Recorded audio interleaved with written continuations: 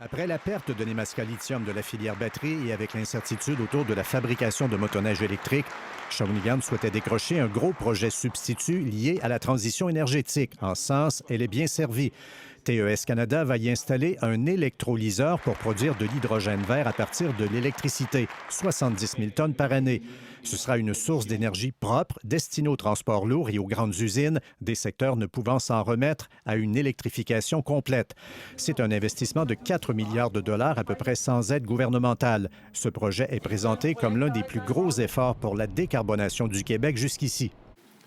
Grâce à l'hydrogène vert et au savoir-faire des Québécois, nous allons réduire de 800 000 tonnes les émissions annuelles de gaz à effet de serre pour le Québec.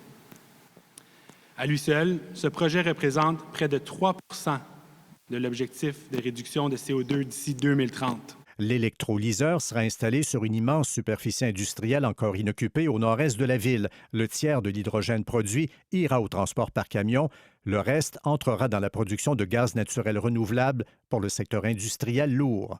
Ça sera le premier projet de décarbonation, mais aussi le premier projet d'hydrogène vert au pays. Pour produire de l'hydrogène, TES aura besoin de beaucoup d'électricité. Elle s'autosuffira en développant un parc éolien de 1000 MW dans les municipalités avoisinantes et pourra compter sur un 150 MW du réseau d'Hydro-Québec.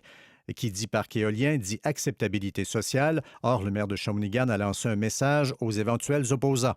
Mais l'acceptabilité sociale, c'est aussi participer à la décarbonation du Québec.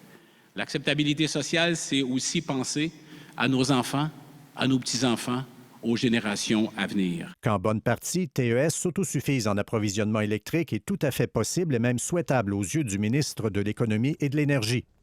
Où une entreprise pourrait avoir ses éoliennes, son solaire et se connecter directement à l'usine. C'est permis. Et éventuellement, même, des modifications législatives seront apportées pour permettre à TES de vendre ses surplus électriques à d'autres entreprises qui pourraient venir s'établir autour. Pour son financement, TES se tournera vers ses actionnaires et les banques. Elle profitera aussi de crédits d'impôt.